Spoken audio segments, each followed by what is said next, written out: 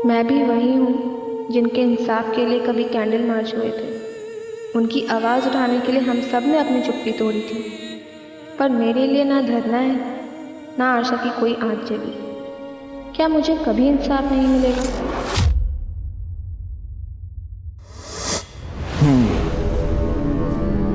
तो तुम्हारा रेप हुआ, किसने किया? सर वो कुछ याद नहीं आ रहा कौन था, पर उसने मेरे साथ। मतलब तुम कह रही हो कि तुम्हारा रेप हुआ और तुम्हें नहीं मालूम किसने की?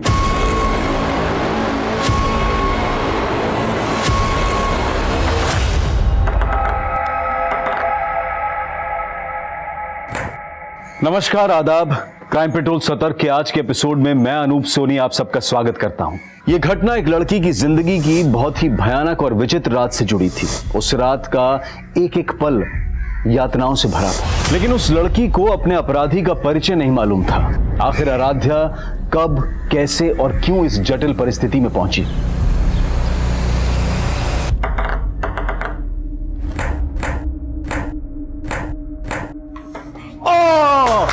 Aaradhya, you win the game. Nice shot. ए नहीं ना, क्या कर रही हो तुम? थोड़ा एनर्जी रखो ना आराध्या, आई लाइक इट। लेकिन गेम है ना, इतना लंबा नहीं चलना चाहिए, थोड़ा थोड़ा इंप्रूवमेंट करो। और देखो क्या है, ये बैकहैंड है ना, ये बैकहैंड को हम ये ऐसा पकड़ा हमने और ये हमने ये स्ट्रोक दिया, समझ गए? ये स्ट्रोक दिया। नहीं ना, देखो तुम्हारा क्या होता है, तुम एनर्जी नहीं रखती, तुम्हें फोर्स होना चाहिए। हाँ, ये जो स्ट्रोक है ना, ये इस तरह से, ये ऐसे।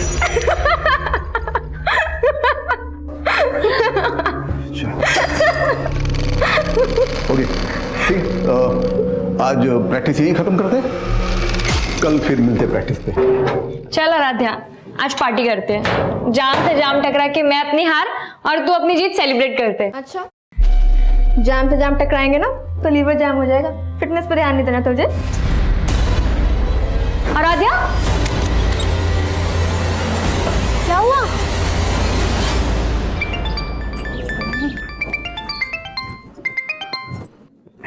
हाँ जी बोलो। 5 बज रहे हैं और आराध्या अभी तक घर नहीं आई। अच्छा, तो आपके बेटे ने आराध्या की आपको सारी खबर दे दी? हाँ, तो भाई है तो फिक्र तो होगी ना उसको। और तुमने माँ की क्या किया? उल्टा उसको क्लब का मेंबर बनवा दिया और तब से पैर नहीं टिकते उसके घर पे। अरे भगवान ने इतनी टैलेंटेड बच्ची दी है तो ऊपर वाले का शुक्रिया अदा करो। और ये रोक टोकना अच्छी बात नहीं है। तो अब कहाँ पे झंडे गाड़ रही है? देखो, लीवर की फिक्र होना तो ठीक है, लेकिन दिल का भी ख्याल रखना चाहिए। मौसम देखो यार कितना अच्छा है। ये लो। बस तल्ली नहीं होना, मुझे घर भी तो जाना है। ओ हेलो, हमें कौन सा शमशान जाना है? बारिश है, बियर है, तुझे और क्या चाहिए? चल अब आइए ना, तो अच्छे से एंजॉय करके जा। एंजॉय तो तब करूंगी ना जब कंट्रोल में रहूंगी। कंट्रोल? अरे मैं हूँ ना, मैं करता हूँ तुझे कंट्रोल। आजा, नहीं पीना यार प्लीज। आजा आजा आजा आजा। सुपर हीरो तो होगा नहीं जो ये छत से कूदने के जीन्स आ गए तेरे अंदर है। चिल कर यार, मैं तो बस ये कह रहा था कि ये रिस्की खेल बंद कर एंड हैव सम फन। चल देख। ओ हेलो, तू बड़ा ब्लश कर रही है, जानती है क्या उसे? जानती तो नहीं, पर लड़का जानने लायक है। अपने बॉयफ्रेंड के सामने फ्लर्ट कर रही है। आज तू पीने के लिए ब्लैकमेल कर रहा था, कल को जीने के लिए ब्लैकमेल किया तो तेरे साथ रिस्क बहुत है। अब समझा? कोई रिस्क नहीं है पापा। आप तो ऐसे डर रहे हैं जैसे दूसरी लड़कियां जॉब ही नहीं करती। होटल में वेटर का काम करके बड़ा नाम रोशन कर रही मेरा, और रोज रात को 12-12 बजे तक घर आती है। देख मंजू, ये सब नहीं चलेगा। पापा, आप खुद तो मेरी पढ़ाई का खर्चा उठा नहीं पाते, अब क्या मैं खुद की पढ़ाई के लिए पार्ट टाइम जॉब भी नहीं कर सकती? बोल तो ऐसे रही है जैसे तुझे अनपढ़ छोड़ रखा है मैंने। बीए करवा दिया ना, अब इसके आगे ना तू पढ़ाई करेगी ना जॉब करेगी, समझी?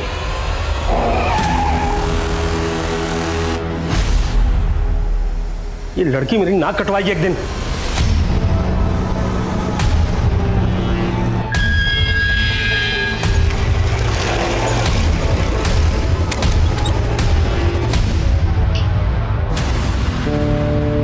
हेलो पापा,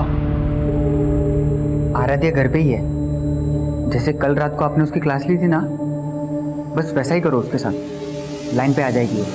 अब वो चाहे कुछ भी कर ले, मुझे उस संकी से बात ही नहीं करनी है। बाय द वे, ये कहीं उस करण का जादू तो नहीं जो तूने अभिनव से तुरंत ब्रेकअप कर लिया? हाँ, खींच मत यार, मुझे बस अपने गेम पे फोकस करना है। ओह चैंपियन। अच्छा सुन, आज पार्टी में तो आ रही है ना? नहीं यार, घर में पापा ने डिटेन कर रखा है और भाई मेरे पे पहरा दे रहा है, कैसे आऊंगी?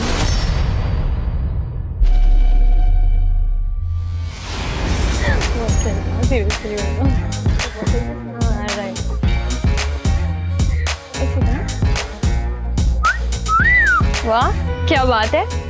भाई द वे तू आराध्या ही है ना? क्योंकि वो तो शायद पार्टी में नहीं आने वाली थी। मम्मी ने अलाउ कर दिया। मम्मी ने किस चीज के लिए अलाउ किया? जागरण के लिए या पार्टी के लिए? तेरे कपड़े तो देख। क्यों, क्या हुआ? आराध्या बहुत सुंदर लग रही हो। अब मैं क्या कह रहा था, मुझे तुमसे कुछ। आराध्या सॉरी। संध्या।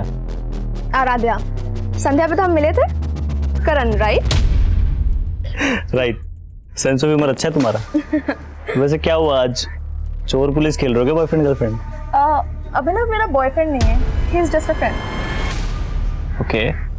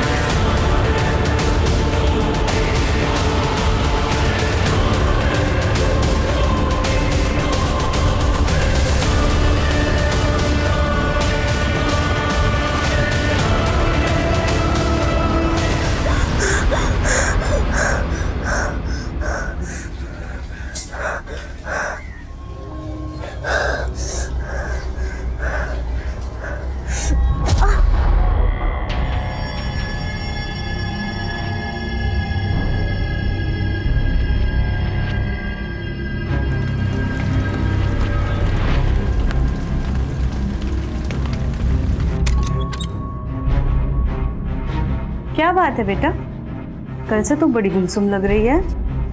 माँ वो कुछ नहीं, बस थोड़ी तबीयत ठीक नहीं है।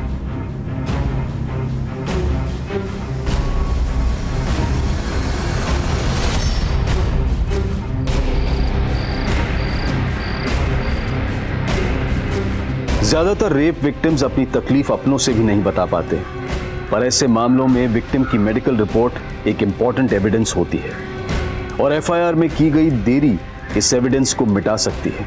आराध्या ने अपने परिवार को भी ये बात 3 दिनों बाद बताई, लेकिन तब तक बहुत देर हो चुकी थी। शराब, पार्टी और लड़के, इसके अलावा कुछ सोचता है तुझे? ये तो होना ही था तेरे साथ। बस कर अंश, इसका रो रो करके पहले ही बुरा हाल है और तू है कि इसको कोसे ही चला जा रहा है। पर तू क्या कर रही है स्वासनी? अभी भी अंश को रोक रही है तू। बड़ा बोल रही थी ना, बड़ी टैलेंटेड लड़की पैदा की है। अरे हमारी इज्जत खराब करने के लिए पैदा हुई है ये। अब कुछ बोलेगी? कौन था वो, क्या नाम था उसका? कुछ बोलेगी? पापा नाम क्या? इसको तो उसकी शक्ल तक याद नहीं है। क्या? हाँ, नशे में टूल थी। मुझे तो लगता है दारू के साथ ड्रग्स भी लेना चालू कर दिया इसने। ड्रग्स नहीं लिया था मैंने, बस थोड़ी सी बियर पी ली थी। ऐसे बोल रही जैसे बहुत महान काम किया इसने। हाँ मैंने गलती की पापा, पर उसका मतलब ये नहीं कि कोई भी मेरा रेप कर देगा।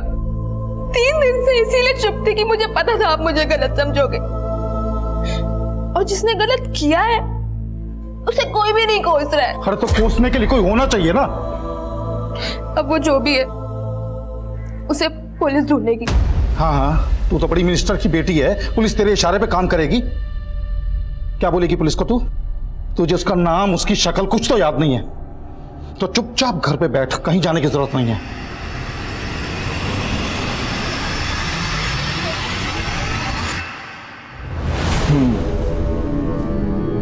तो तुम्हारा रेप हुआ,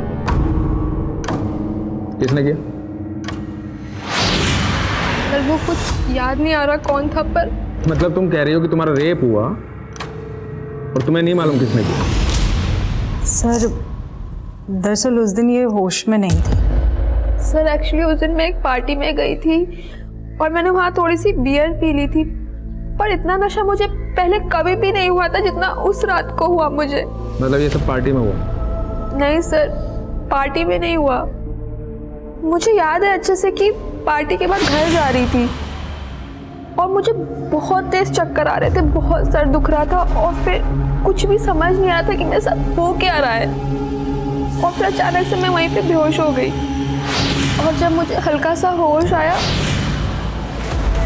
और फिर अचानक पता नहीं मैं कैसे उसी रोड पे पहुंच गई जहाँ पे मैं बेहोश हुई थी।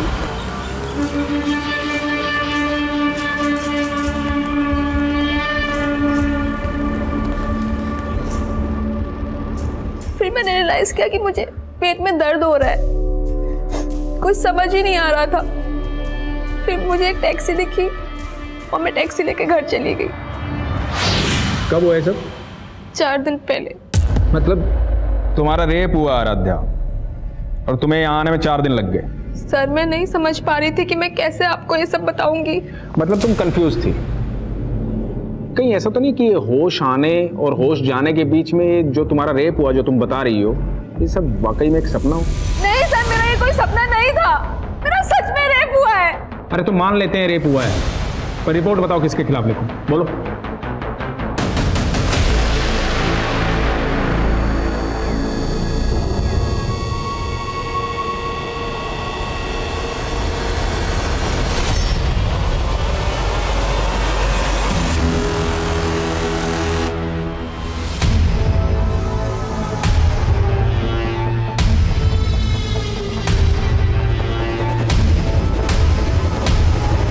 देख लिया ना पुलिस के पास जाके?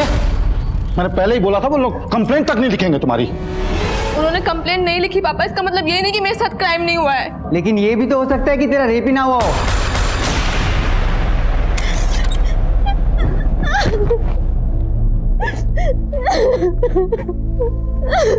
बस बस कर, चुप हो जा। अंश और तेरे पापा कुछ भी बोले, लेकिन मैं तेरी लड़ाई लड़ूंगी। लेकिन बेटा तुझे याद करना होगा कि वो कौन था। ध्यान से सोच, शायद तुझे उसकी शक्ल याद आ जाए। अच्छा ये याद कर कि तू उस दिन उस सड़क से उस कमरे तक कैसे पहुंची। तू खुद से गई थी या तुझे कोई जबरदस्ती लेकर के गया था?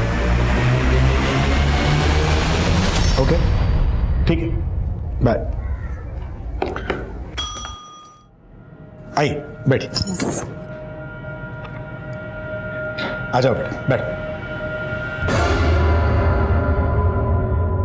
सर जब से ये सब हुआ है तब से ये बहुत सदमे में है। मैं समझ सकता हूं बेटा, डरने की जरूरत नहीं। तुम्हारे साथ जो कुछ भी हुआ है हमें ठीक से बताओ।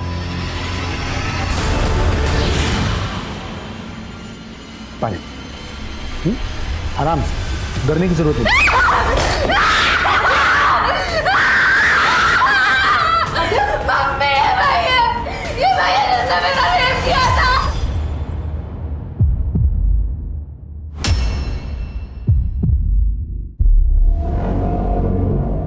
क्या बोल रही है? सॉरी सर, ये बहुत डिस्टर्ब है जब से ये सब कुछ हुआ है।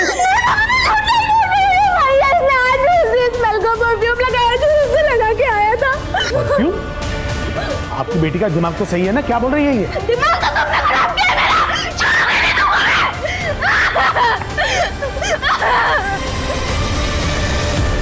आराध्या कह रही थी कि उसे उस आदमी का चेहरा तक भी याद नहीं है जिसने उसके साथ बलात्कार किया था, और अब परफ्यूम की स्मेल की दलील देकर एक एसएसपी पर गंभीर आरोप लगा रही थी। क्या ये आराध्या का कोई भ्रम था या फिर उसके आरोपों में वाकई कोई सच्चाई थी? लेकिन उसके आरोपों ने पुलिस महकमे में हलचल पैदा कर दी थी, क्योंकि ये बातें न्यूज चैनल्स की हेडलाइंस और अखबारों की सुर्खियां बन चुकी थी। इन आरोपों से पुलिस डिपार्टमेंट की काफी बदनामी हो रही थी। इसके बाद एसएसपी अजीत सिंह ने अपने पद से खुद ही इस्तीफा दे दिया और अपने ही खिलाफ जांच का समर्थन करने लगे। मेरी 30 साल की सर्विस में मैंने खुद ने 30 से ज्यादा रेप केसेस सॉल्व किए हैं। मैं चाहता हूं कि इस केस की पूरी इंक्वायरी हो। मुझे लगता है कि उसकी दिमागी हालत ठीक नहीं है, और जहां तक उस लड़की का सवाल है, या तो वो किसी के बहकावे में आकर मेरी छवि बिगाड़ने की कोशिश कर रही है। सर, ये अजीत सिंह तो बहुत काबिल ऑफिसर है। तुम कैसे जानते हो अजीत सिंह को? दरअसल 5 साल पहले जब मैं आदिल सर के साथ काम कर रहा था, उस वक्त इनसे मुलाकात हुई थी। और सर, तब इन्होंने एक बहुत बड़े सेक्स रैकेट का पर्दाफाश किया था और अभी खुद रेप केस में फंसे हुए हैं। स्ट्रेंज। उस दिन तो तुम्हें किसी आदमी का चेहरा भी याद नहीं था, और आज तुम कह रही हो कि अजीत सर के परफ्यूम की स्मेल रेपिस्ट के परफ्यूम की स्मेल से मिलती है। पर एक जैसा परफ्यूम तो कई लोग इस्तेमाल करते हैं। अब इन बातों से तुम्हारे दिमागी हालात पर सवाल उठेगा कि नहीं? देखिए, अगर मैं आपको पागल लग रही हूँ तो मेडिकली प्रूफ करके दिखाइए। पहले मेडिकली ये तो प्रूव हो जाने दीजिए कि तुम्हारा रेप हुआ है। तो आप मुझे झूठा साबित कर रहे हैं? झूठ और सच तो सबूत साबित करेंगे। अब आते हैं तुम्हारी स्टेटमेंट पे। उस सुबह जहां तुम ऑटो का वेट कर रही थी वहां कोई भी सीसीटीवी नहीं है, तो किसी बात का कोई प्रूफ नहीं है, और तुम्हें याद नहीं है कि तुम उसके बाद गई कहां। लेकिन सर, मुझे ये तो याद आ गया है ना कि उस दिन एक ब्लैक कार आई थी और उस कार में कोई था जो मुझे लिफ्ट के लिए पूछ रहा था। वो कार से उतरा और मुझे अपने साथ लेकर गया और मुझे पता भी नहीं चला। अब तुम ये कहोगी कि उस ब्लैक कार में अजीत सर थे? नहीं, वो आदमी कोई और था। मतलब कार में तुम्हें कोई और लेके गया और तुमने रेप का इल्जाम अजीत सर पे लगाया? क्योंकि उस दिन कमरे में अजीत सिंह ही था और वो कार में कोई और था, और वो कार वाला ही मुझे बेहोशी की हालत में उस कमरे तक लेकर गया और शायद वापस मुझे वहीं छोड़ दिया। पहले तो तुम्हें एक आदमी भी याद नहीं आ रहा था, अब दो याद आ रहे। तुम्हारा रेप एक आदमी ने किया है, दो ने? एक ने। और वो एक आदमी अजीत सिंह है जो उस दिन उस कमरे में था। कहाँ था वो कमरा? कौन सा होटल, कौन सा लॉज? कुछ कह नहीं सकती। उस दिन तुमने बताया था कि तुमने बियर पी रखी थी। ऐसे कितनी बियर पी थी कि जो तुम्हें होश नहीं था? शायद 2। और यही बात मुझे भी समझ नहीं आ रही है कि 2 बियर में मुझे इतना नशा कैसे हो सकता है। मतलब कोई और था वहां जिसने तुम्हारी बियर में नशीली दवाई मिलाई थी?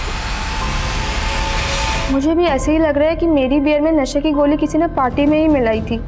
अगर ऐसा था तो पॉसिबल है कि वो शख्स जिसने तुम्हारा रेप किया है उसी पार्टी में मौजूद था। आराध्या अपने गुनहगारों के बारे में कितना जानती थी यह अब भी साफ नहीं था, लेकिन उस पार्टी वाली रात की आराध्या से जुड़ी एक एक एक्टिविटी का पता किया जा रहा था। जैसे वो उस पार्टी में किस ऑटो से गई थी, किस टैक्सी से वो अगली सुबह अपने घर पहुंची थी, और इनके बीच में वो काली कार किसकी थी जिसने उसे लिफ्ट दी थी। वो कमरा कहाँ था जहां उसके साथ बलात्कार किया गया था। हाँ सर, उस रात मैं पार्टी में मौजूद था, लेकिन जब मैं वहाँ से निकला तब आराध्या वहीं पे थी। वो नैना और अपने फ्रेंड्स के साथ ड्रिंक्स कर रही थी। उसके बाद क्या हुआ कुछ नहीं पता मुझे। सर, आराध्या तो पार्टी में भी नहीं आने वाली थी। क्यों? सर, एक्चुअली आराध्या के पापा बहुत स्ट्रिक्ट है, वो उसे कहीं नहीं जाने देते, लेकिन उसकी मम्मी बहुत सपोर्टिव है, तो उसकी मम्मी ने उसे बाद में अलाउ कर दिया था। ये आराध्या पार्टी में से तुमसे पहले चली गई थी या बाद में? सर, वो पहले ही चली गई थी, लेकिन हाँ सर, मैंने बाद में अभिनव को उसके पीछे जाते हुए देखा था। ये अभिनव कौन है? सर, अभिनव आराध्या का बॉयफ्रेंड है। हाँ सर, तो उसने मुझसे ब्रेकअप किया था, लेकिन सर उसने मुझ पर कोई भी रेप एलिगेशंस नहीं लगाए। लेकिन तू उसके पीछे तो गया था, शायद किसी को देखा उसके पीछे। सर, मैं उसके पीछे गया था, लेकिन इससे पहले कि मैं उससे बात करता मेरे दोस्तों ने मुझे रोक लिया। आप चाहे तो उनसे पूछ सकते हैं। और आराध्या से तो मैं मिला तक नहीं था सर, वो पूरे पार्टी में करण के साथ ही थी। करण? सर, मैं उस रात सिर्फ दूसरी बार मिला था आराध्या से सर। हाँ, लेकिन सर मुझे ऐसा फील हो रहा था सर, वो अपने बॉयफ्रेंड अभिनव को जलाने के लिए बार बार मेरे पास आने की कोशिश कर रही थी सर। लेकिन सर मैंने उसे साफ क्लियर कर दिया था कि मैं अभी किसी और के साथ हूँ सर। ठीक है, तुम जा सकते हो। Thank you sir. सर, उस टैक्सी वाले का पता चल गया जिसने उस सुबह आराध्या को घर पे छोड़ा था। हाँ साहब, उस सुबह मैंने इस लड़की को एमजी क्रॉसिंग रोड से इसके घर सुंदर नगर छोड़ा था। ये लड़की कह रही है इसके साथ रेप हुआ था। उस दिन जहाँ से इसने तुम्हारी टैक्सी हायर की थी, ये फुटपाथ पे बेहोश पड़ी थी। तुमने देखा था इसे बेहोशी की हालत में? नहीं साहब, मैं तो खुद अपनी टैक्सी में सो रहा था। इसने खुद मुझे जगा के मेरी टैक्सी हायर की। उसके साथ क्या हुआ क्या नहीं हुआ साहब, वो तो मुझे नहीं मालूम। क्या रंग है तेरी टैक्सी का? साहब सफ़ेद है।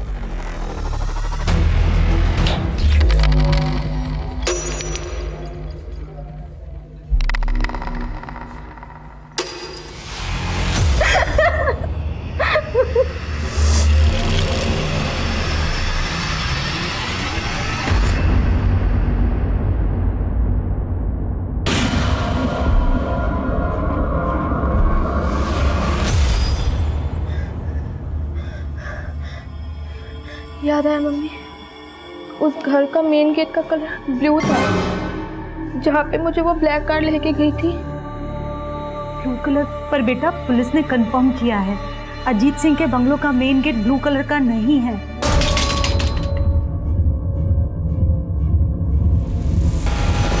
लेकिन मेरा रेप उसी ने किया है मम्मी, और जिस घर का गेट ब्लू था अजीत सिंह मौजूद था वहाँ पे। अच्छा ठीक है, तू ये याद करने की कोशिश कर कि उस ब्लैक कार में कौन आदमी था।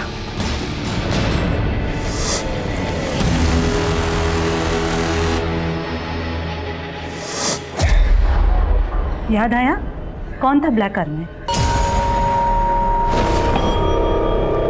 आराध्या, अब तुम कभी प्रूव नहीं कर पाओगी कि अजीत जी ने तुम्हारा रेप किया।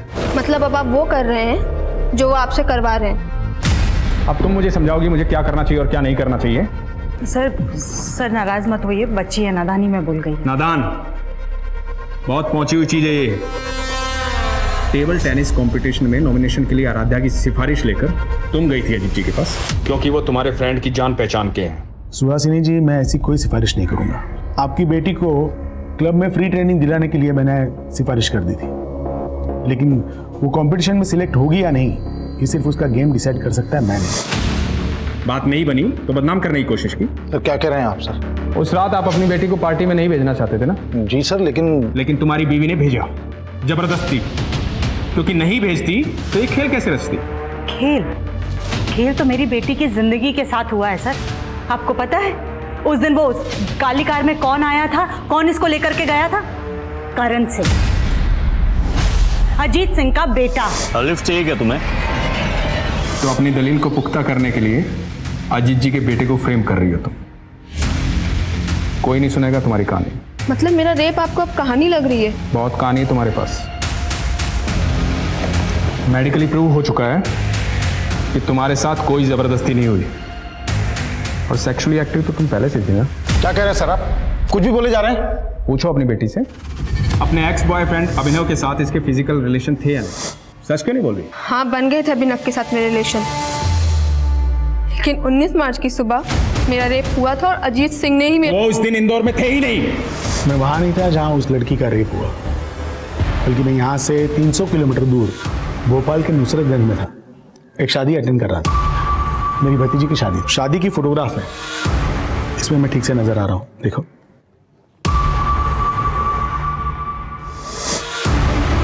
कि अपने एलिगेशन वापस लो, तो इस केस में उल्टे बुरी तरह फंस जाओगे।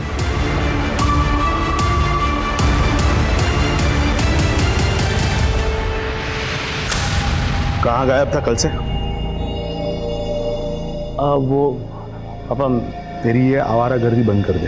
अगर तेरे खिलाफ कुछ भी साबित हुआ ना, तो सबसे पहले मैं तुझे अंदर करवाऊंगा।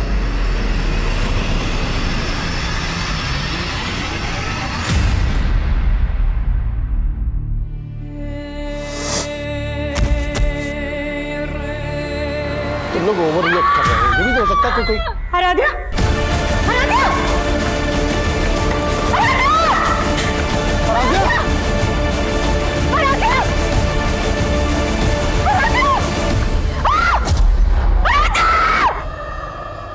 आराध्या की मौत हो गई थी और जल्द ही मीडिया इस मामले को आत्महत्या का रंग भी देने लगी। मेरी बेटी इतनी कमजोर नहीं थी, वो आत्महत्या नहीं कर सकती है। उसको तो हाइट का फोबिया था, ऊंचाई से नीचे देखते ही उसको चक्कर आने लगते थे, तो फिर वो खुद कूद कर अपनी जान कैसे दे सकती है? उसको जरूर किसी ने धक्का दिया था, उसकी हत्या हुई है। मैं इस केस में सेंट्रल इन्वेस्टिगेशन एजेंसी की जांच की मांग करती हूँ।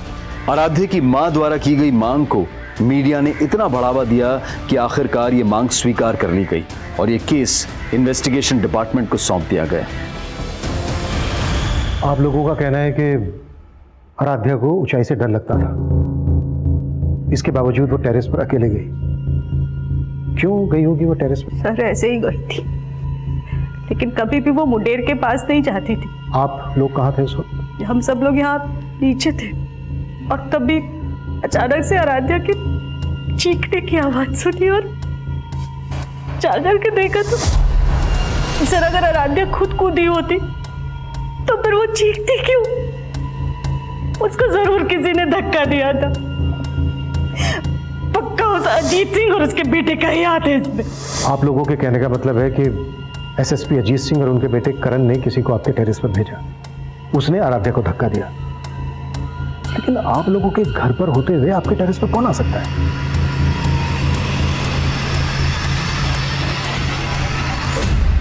सर लड़की की लाश वहां मिली थी। अगर कोई बाहरी आदमी इस छत पे आया है तो पड़ोस की किसी छत से ही आ सकता है, क्योंकि यहां पे आने के लिए सीढ़ियां घर के अंदर से ही आती हैं और आस पड़ोस की किसी छत पे सीसीटीवी मिलना तो पॉसिबल नहीं है।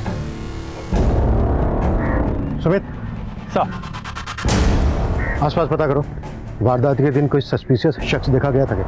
साहब मनीष, सबसे पहले हमें यह पता करना होगा कि आराध्या का रेप और मर्डर केस क्या दोनों आपस में कनेक्टेड है या फिर दोनों केसेस अलग अलग हैं? लेकिन सर इस केस की इन्वेस्टिगेटिव टीम का तो यही मानना है कि आराध्या का रेप ही नहीं हुआ और मेडिकल रिपोर्ट से भी ये कंफर्म नहीं हुआ। मेडिकल रिपोर्ट से तो तब कंफर्म होता ना जब रेप के तुरंत बाद उन्होंने आराध्या का मेडिकल करवाया होता। उन्होंने रिपोर्ट ही 4 दिन के बाद फाइल करवाई थी। सर आराध्या ने 3 दिन तक तो हमें भी कुछ नहीं बताया था। और 4 दिन तक आराध्या को रेपिस्ट का चेहरा ही याद नहीं था। 7 दिन के बाद उसने एसएसपी अजीत सिंह पर एलिगेशन लगाए और कहीं 10वें दिन जाकर आराध्या को याद आया कि उस ब्लैक कार में अजीत सिंह का बेटा करण था। ठीक हो तुम? सर आराध्या को जैसे जैसे जो कुछ भी याद आता जा रहा था वो हमें बताती जा रही थी।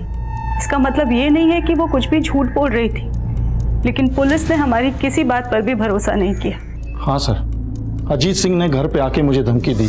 मैं कोई टेढ़ा तरीका इस्तेमाल नहीं करना चाहता। आप कोर्ट में जाना चाहते हैं जरूर जाइए, लेकिन कोर्ट का फैसला आप पे भारी पड़ेगा। मेरे बॉस से बोल के मुझे जॉब से निकलवा दिया।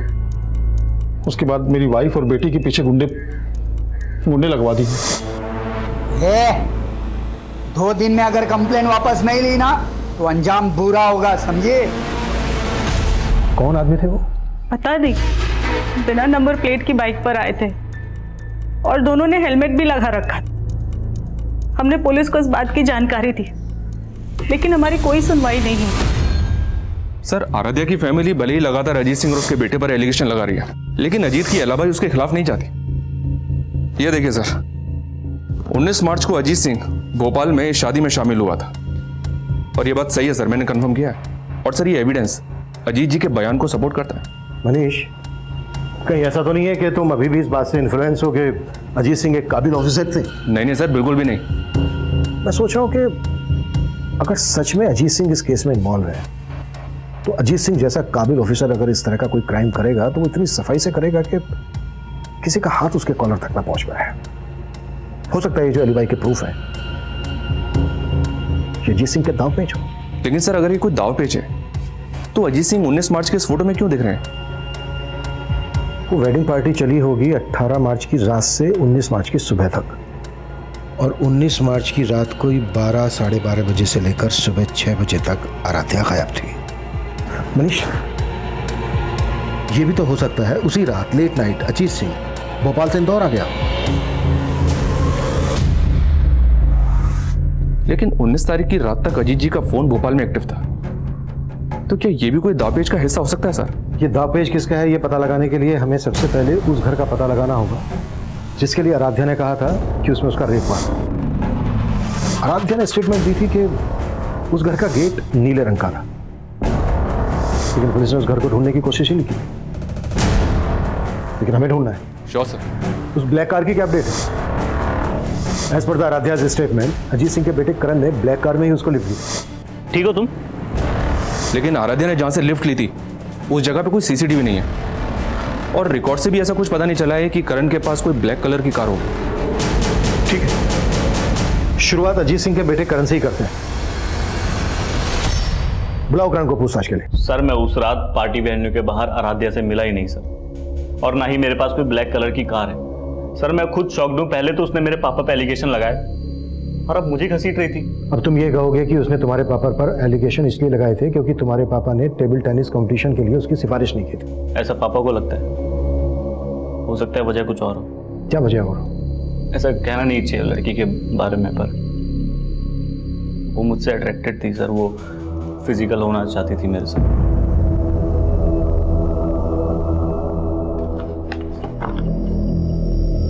लेकिन तुमने अपने एक बयान में कहा था कि तुम आराध्या से सिर्फ 2 ही बार मिले थे। हाँ सर, 2 ही बार मिला था और सर दूसरे बार ही मुझे ऐसा सिग्नल देने लगे सर। मैं तुम अपनी गर्लफ्रेंड के साथ लॉयल हो या फिर मैं पसंद नहीं तुम्हें? एक मिनट सॉरी आई कांट। मैंने उसे साफ मना कर दिया। हो सकता है उसकी ईगो हर्ट हुई हो सर। आप खुद सोचो सर, अगर मुझे कुछ करना होता तो मैं तब नहीं करता। ऊपर से उसने ऐसे कहा कि मैं उसे अपने पापा के पास ले गया।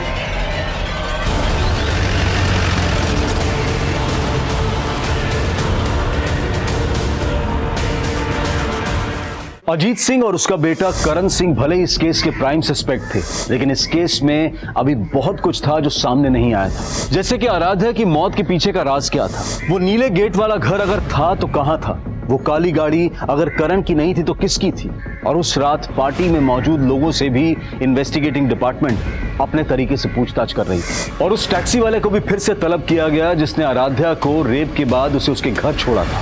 हाँ साहब, मैं मानता हूँ उस सुबह मैं MG रोड क्रॉसिंग पे था, लेकिन मैं अपने टैक्सी में सो रहा था और मैंने उस लड़की को तब देखा जब वो मेरी टैक्सी हायर करने आई। उस वक्त हालत कैसी थी उसकी? हालत तो ठीक नहीं थी साहब, वो बहुत ज़्यादा डरी हुई लग रही थी।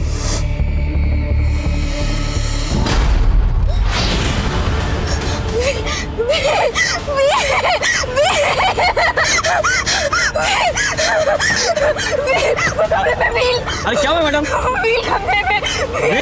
साहब मुझे कुछ समझ ही नहीं आया, वो कौन से व्हील और कौन से कमरे की बात कर रही थी। ये टैक्सी वाला बोल रहा है कि आराध्या किसी व्हील और कमरे की बात कर रही थी। कहीं ये कमरा वही तो नहीं जिसमें आराध्या का रेप हुआ था? तो किसी व्हील का भी उस ब्लू गेट वाले घर से कनेक्शन है? ऐसा कोई घर मिला? नहीं सर, फिलहाल तो नहीं। हाँ, लेकिन आराध्या की दोस्त नैना ने एक नई स्टेटमेंट दी। सर मैंने ये बात पहले भी पुलिस को बताने की कोशिश की थी, लेकिन वो वही जानने में इंटरेस्टेड थे जो वो जानना चाहते थे। कब की बात है ये? क्या हुआ?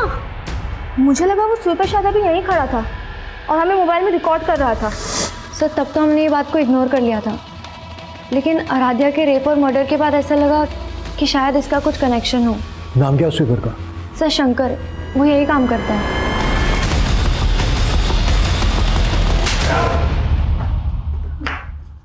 मैंने क्या किया सर?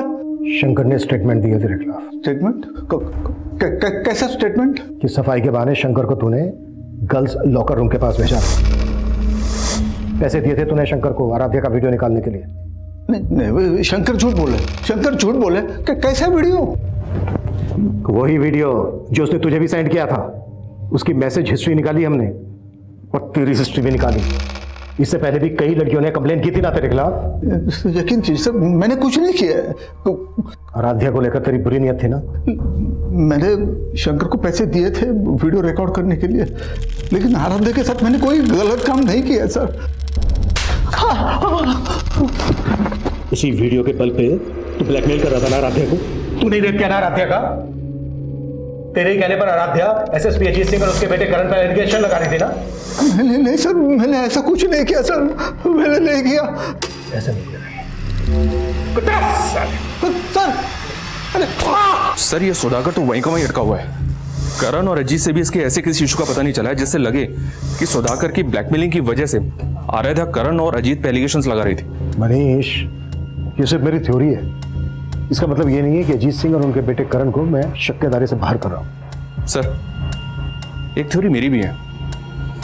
अगर हम लोग ये मान लें कि आराध्या की संदिग्ध मौत और उसका रेप केस दोनों अलग अलग हैं, तो हम आराध्या की फैमिली को क्लीन चिट नहीं दे सकते। आराध्या का भाई और फादर तो चाहते ही नहीं था कि आराध्या केस फाइल करे। वो तो आराध्या ने फोर्स किया तो अंत में जाकर केस फाइल हुआ। और शायद इसीलिए आराध्या को छत से गिराकर मार दिया गया। सिर्फ इस थ्योरी के बेसिस पे हम इनको इंट्रोगेट नहीं कर सकते। देखो कुछ मिलता है क्या इनके खिलाफ?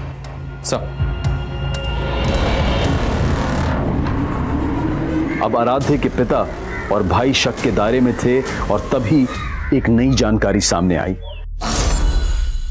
आराध्या का जिस दिन मर्डर हुआ था सर, उसके कुछ दिन पहले से ये आदमी आराध्या के घर के पास मंडरा रहा था।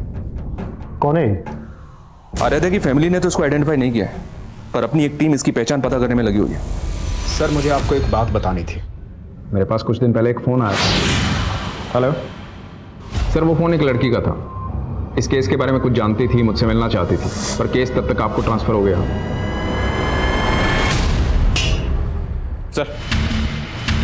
सर पीआई राजेश मौर्य ने जिस लड़के का नंबर दिया था वो नंबर किसी मंजू नाम की लड़की का था, लेकिन कुछ दिन पहले मंजू की एक रोड एक्सीडेंट में मौत हो गई।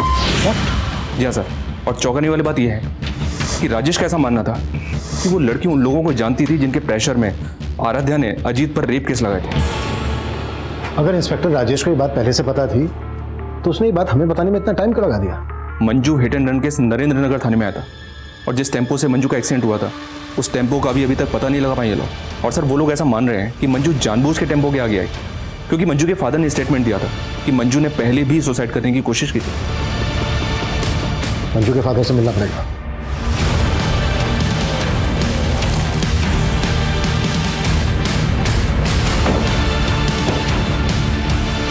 हाँ साहब, ये सच है कि मेरी बेटी ने आत्महत्या करने की कोशिश की थी। लेकिन आपकी बेटी मंजू ने पहले आत्महत्या करने की कोशिश की ही क्यों थी? वो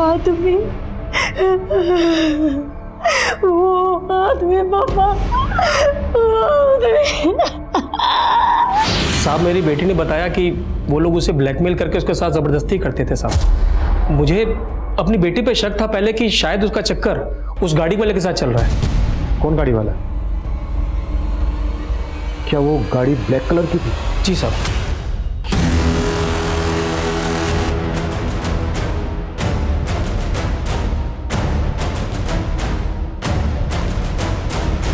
फिर साहब मैंने उस कार का पीछा किया जिस कार में मेरी बेटी थी, और वो कार एक कोठी में घुस गई। मैं कोठी में जाने की कोशिश की, लेकिन साहब वॉचमैन ने मुझे अंदर जाने नहीं दिया। कहाँ है वो कोठी? सब आराम नगर में है साहब। जिस कोठी की बात तुम कर रहे हो, ब्लैक कलर की कार जिस कोठी में घुसी थी, उस कोठी का गेट नीले रंग का है।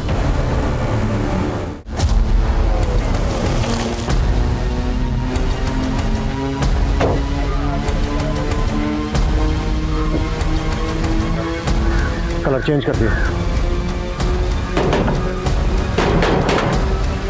कौन हो भाई? अरे गाड़ी में डालो इसको। अरे साहब मैंने क्या किया साहब?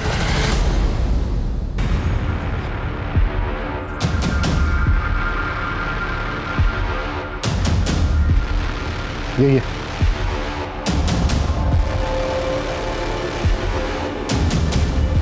साहब मुझे कुछ समझ ही नहीं आया, वो कौन से व्हील और कौन से कमरे की बात कर रही थी।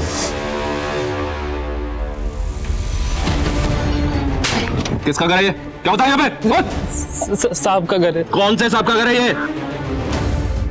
अब सफाई देने के लिए कुछ नहीं बचा। बेनामी संपत्ति का वो घर जब्त हो चुका है, और तुम्हारा वफादार खबरी मुकेश उठा लिया उसको हमने। मुकेश सब कुछ कबूल कर चुका है। क्या कबूल कर चुका है वो? यही कि मेरे कहने पर उसने उस लड़की को छत पे से फेंक कर मारा। हाँ, मैंने करवाया उस लड़की का मर्डर, क्योंकि उस लड़की ने मेरा जीना हराम कर दिया था। मेरा 30 साल का बेदाग करियर खाक में मिला दिया था।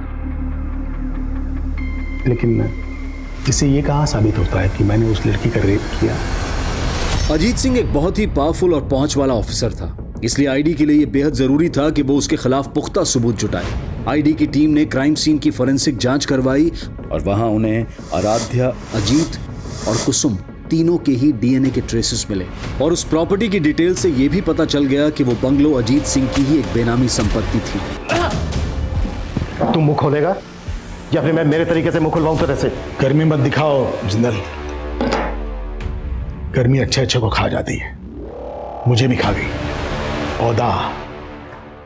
औदा मिलते ही अंदर की सारी बुरी आदतें उबाल मारने लगती हैं। मुझे लड़की की आदत थी और मेरे बेटे को ड्रग्स की। मैंने कई बार कोशिश की कि उसकी ये आदत मैं छुड़वाऊं, लेकिन बाद में हम दोनों ने संधि कर ली। मैं उसकी आदतें पूरी करता था और वो मेरी जरूरत है। सर मंजू, मैंने उससे दोस्ती करी, उसे लगा मैं उससे प्यार करता हूँ, लेकिन मैं उसे अपने पापा के पास ले गया था। मंजू कमजोर थी, उसे मजबूर करना बहुत मुश्किल नहीं था, लेकिन आराध्या नखरीली क्रीम थी। करण को उसके लिए बहुत पापड़ बेलने पड़े। सर वो पार्टी में आराध्या के बियर में मैंने ही नशे की गोली मिलाई थी सर। पार्टी के बाद जब आराध्या घर को निकली तो मैं उसके पीछे गया। मैंने देखा सर वो ऑलमोस्ट बेहोश सी पड़ी थी रास्ते में। मैं उसे लिफ्ट दी और पापा के पास ले गए। तुझे लगा कि आराध्या तुझे कभी पहचान नहीं पाएगी, लेकिन आराध्या ने तुझे पहचान लिया, वर्दी उतरवा दी तेरी, और ये बात तेरे से बर्दाश्त नहीं हुई। हाँ, नहीं हुई मुझसे बर्दाश्त। और ये बात भी मुझसे बर्दाश्त नहीं हुई कि मेरा ही डिपार्टमेंट मेरे पीछे हाथ धो करके पड़ा था। और वो खबरी मुकेश, मेरा पुराना वफादार, और उसने मेरे कहने पर आराध्या को खत्म कर दिया। मंजू को भी तूने ही मरवाया ना? मंजू सर पे चढ़ने लगी थी। आराध्या की हिम्मत देखकर उसे भी हिम्मत आने लगी थी। उसने इंस्पेक्टर राजेश को फोन कर दिया। हेलो। ये बात मुझे पता चल गई और मौका देखते ही मैंने उसे भी। पुलिस रक्षक होती है, भक्षक नहीं। और एक बाप अपनी औलाद को सही रास्ते पर लाता है, गलत रास्ते पर नहीं। तूने अपने बेटे को अपने निजी स्वार्थ के लिए गलत रास्ते पर लाया।